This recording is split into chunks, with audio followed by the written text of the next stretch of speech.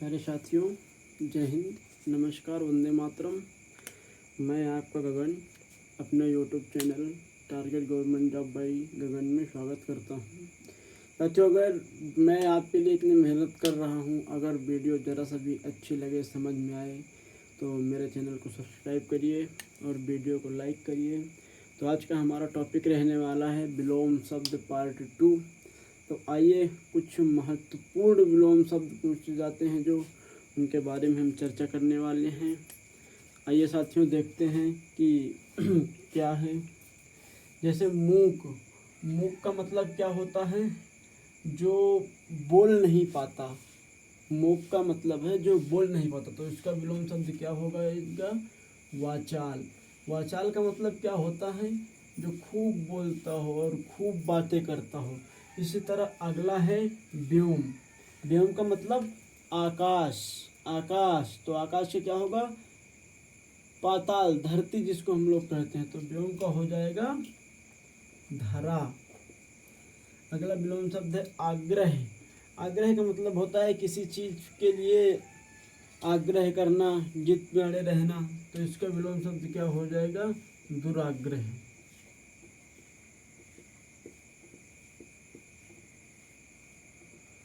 अगला विलोम शब्द है ताप। ताप का मतलब क्या होता है? गर्मी, ऊष्मा। तो इसका विलोम शब्द क्या हो जाएगा? ठंडा, शीतलक। तो ताप का मतलब शीत। अगला है अनुयायी। अनुयायी का मतलब क्या है? किसी चीज का अनुसरण करना। जैसे हम कोई त्योहार होता है जो पुरानी परंपरा से चला आ रहा है, हम लोग उसके अनुयायी हैं, उसका अनुसरण करते चले आ रहे हैं। तो इसका क्या मतलब हो जाएगा? अनुयायी। विरोधी, जो उसका विरोध करे।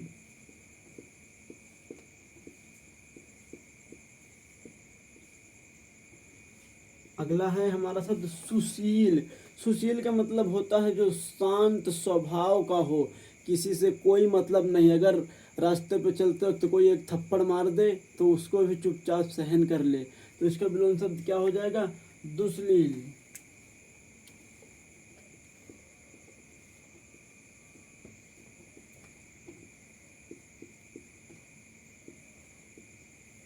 अगला है जातीय। जातीय का मतलब क्या होता है? ये जातीय का मतलब एक विशेष जाति से नहीं है, ये एक रूप आकृति से है। जैसे बकरी है, तो बकरी एक जाति है, वो उसकी जाति है।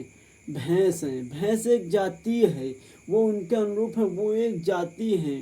पेड़ हैं, तो पेड़ में कई जातियां होती हैं, कुछ पेड़ अलग प्रकार के होते हैं और कुछ पेड़ अलग प्रकार के होते हैं। तो जाति से मतलब यहाँ पर ये है किसी विशेष जाति का मतलब नहीं है। तो जाति क्या हो जाएगा? विजातीय, यानी जो दूसरी जाति का हो। अगला विलोम शब्द है कृपण। कृपण का मतलब जो मांगता हो, भीख मांगता हो या कोई चीज को मांगता हो, याचना करता हो। तो जो मांगना, मांगना का अर्थ क्या हो जाएगा कृपण का? दाता, जो देता हो।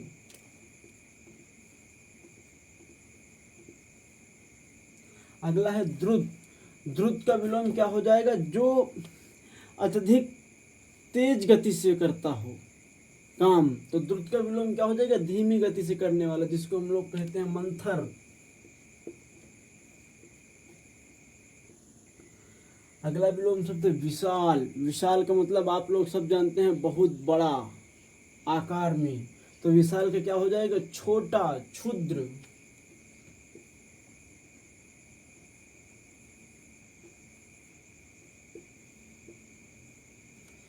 अगला क्या है? निर्मल। निर्मल का मतलब जो स्वच्छ मन वाला हो, जिस पर कोई भी भेदभाव, विचार, गंदगी ना हो। तो इसका अर्थ क्या हो जाएगा? बुरे विचार वाला, गंदी आकृति वाला, मलिन।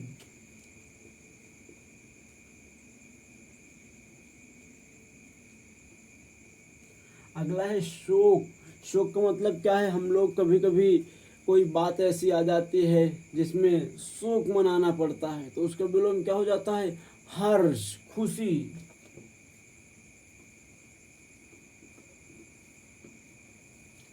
फिर है प्रवेश। प्रवेश का मतलब क्या है? किसी चीज पर जाना, अंदर प्रवेश करना। तो प्रवेश करने का मतलब क्या होगा? बाहर निकलना, निकास।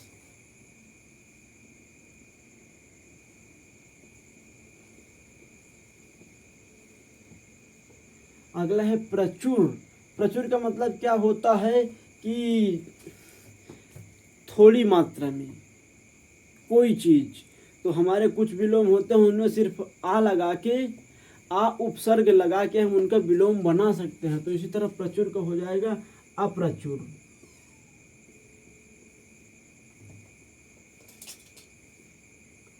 अगला है श्रव्य। श्रव्य का मतलब क्या है? सुनना, जो सुनाई दे। तो सुनना का विलोम क्या होता है? देखना, जिसे हम देख सके। तो श्रव्य का हो जाएगा दृश्य।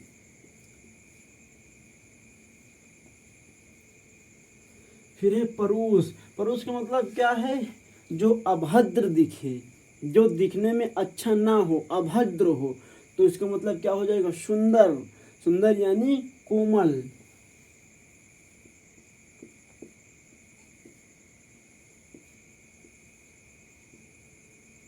फिर है लघु। लघु का मतलब छोटा, छोटा रूप। गुरु। गुरु का मतलब बड़ा रूप।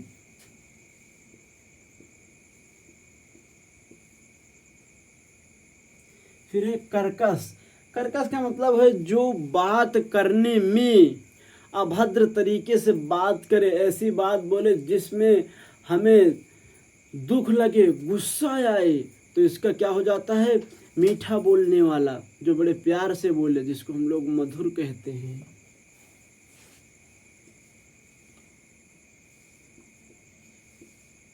मधुर। फिर है कल्पित।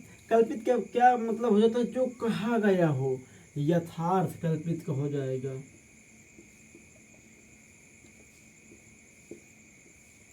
अगला है अधिकांश।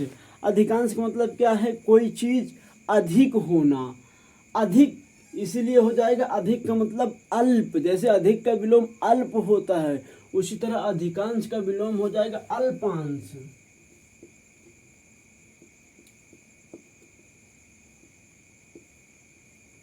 फिर है करुण। करुण का मतलब क्या होता है? जो चुपचाप किन्हीं वस्तुओं को देख के सह ना सके। इसका मतलब हो जाएगा निष्ठुर, जिस पर कोई फर्क ना पड़े, चाहे आगे बांस चले या पीछे डंडा, उससे कोई मतलब नहीं है। फिर हो जाएगा परकिया। परकिया का मतलब जो दूसरों पर लागू हो। तो जो दूसरों पर लागू हो उसका मतलब स्वकीय, जो अपने पर लागू हो। स्व अपना, पर पराया।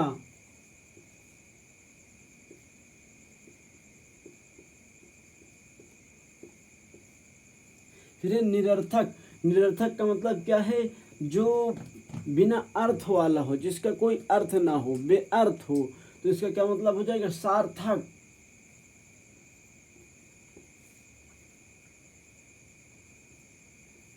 तो साथियों, ये विलोम शब्द रहे जो बहुत महत्वपूर्ण है, और मेरा आपसे निवेदन ये है कि मैं कुछ और विलोम शब्द बताता हूँ।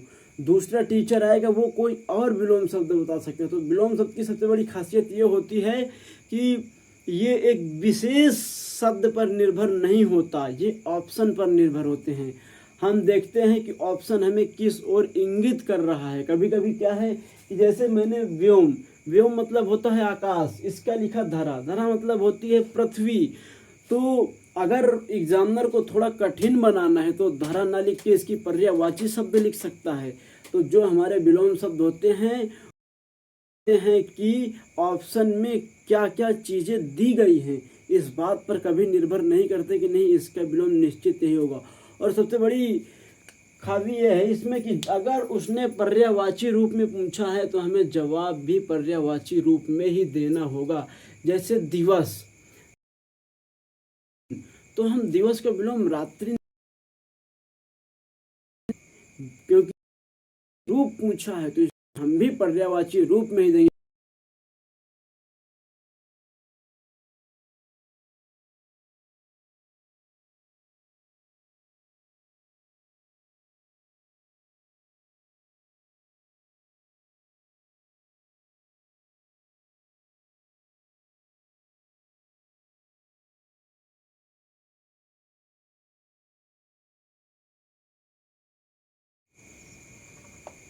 जो ऊपर लिखा गया हो तो इसका क्या हो जाएगा, निम्न।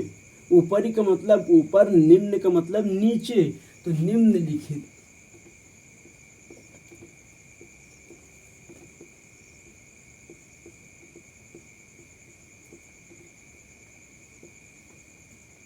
फिर अगला है साध्य। साध्य का मतलब क्या होता है, जो हमारे बस में हो। जैसे कहते हैं ना, डॉक्टर कहते हैं ये साध्य रोग नहीं है, असाध्य। जैसे कैंसर, ये एक असाध्य रोग होता है, तो साध्य का क्या हो जाएगा, असाध्य।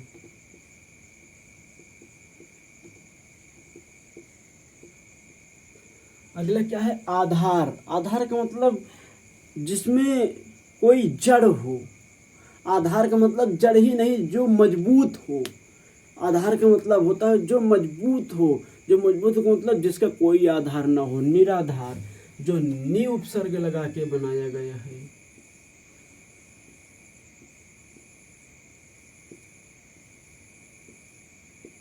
अगला शब्द है एकल।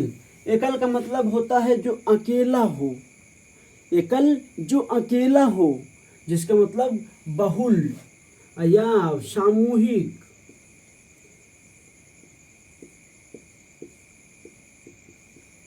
जैसे जब कल के आपकी नौकरी लगेगी तो जरूरी नहीं कि आप और आपके जो मित्र साथ पढ़ रहे हैं उन सबकी एक साथ लग जाए।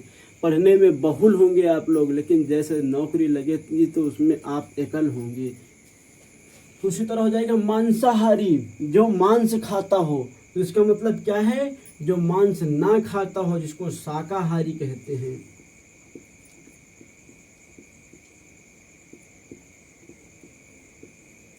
अगला है आत्मघात। आत्मघात का मतलब क्या होता है, अपने ऊपर घात करना, अपने ऊपर वार करना। तो इसी तरह क्या हो जाएगा, अपनी रक्षा करना, आत्मरक्षा।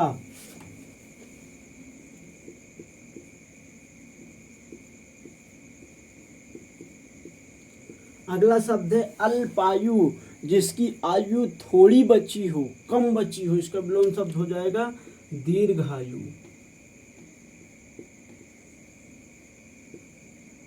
अगला है त्याग। त्याग का मतलब क्या होता है, हमने किसी चीज का त्याग कर दिया। जैसे कुछ लोग होते हैं, वो कहते हैं आज से मैं ये बुरी सोच, बुरी आदतें सब त्याग कर रहा हूँ।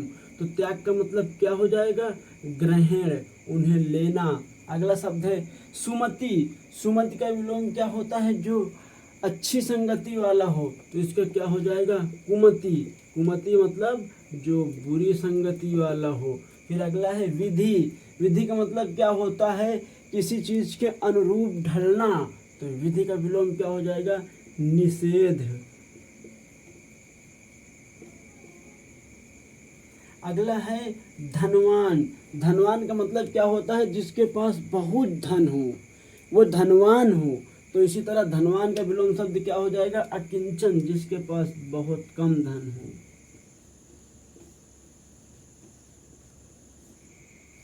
फिर अगला शब्द है अनिवार्य। जैसे कोई चीज करने के लिए अनिवार्य होना हो, तो अनिवार्य का मतलब क्या हो जाएगा, ऐच्छिक, वैकल्पिक। जैसे कोई चीज, जैसे जब तुम्हारी नौकरी लगेगी तो तुम्हारा जाना अनिवार्य हो जाएगा। और दूसरी चीज होती है वैकल्पिक, हमारा जाना अनिवार्य नहीं, हम किसी और को भेज सकते हैं।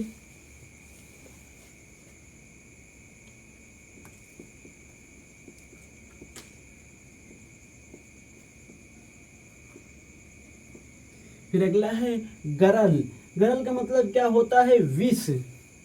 तो विष का क्या हो जाएगा, अमृत, जिसको हम लोग सुधा कहते हैं। फिर है पाश्चात्य। पाश्चात्य क्या होता है, किसी चीज को पछताना, पौवार्त्य।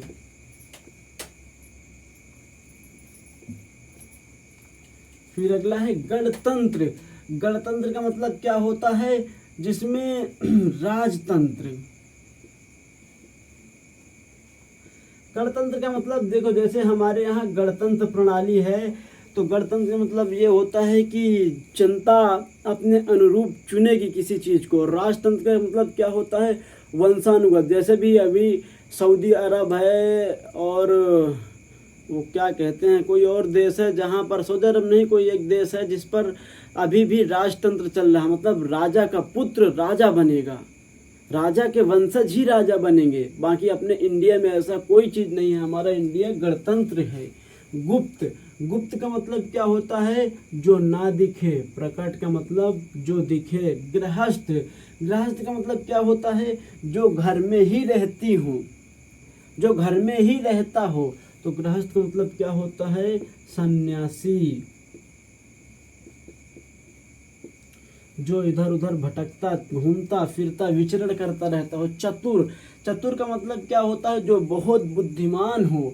तो चतुर का मतलब क्या हो जाएगा, मूर्ख।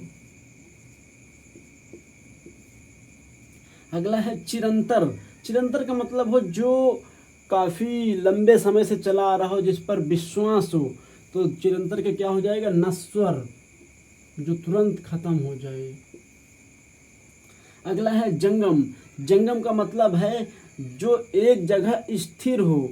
तो इसका क्या हो जाएगा, स्थावर, जो इधर उधर चलता रहता हो।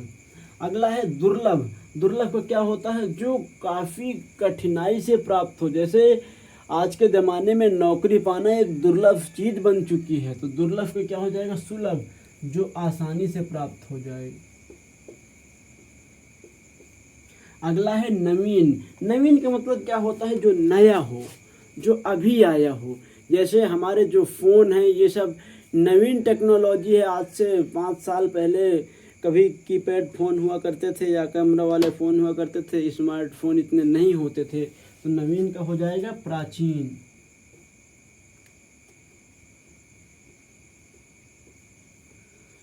तो ठीक है साथियों, मिलते हैं अगले वीडियो में हम आपके साथ।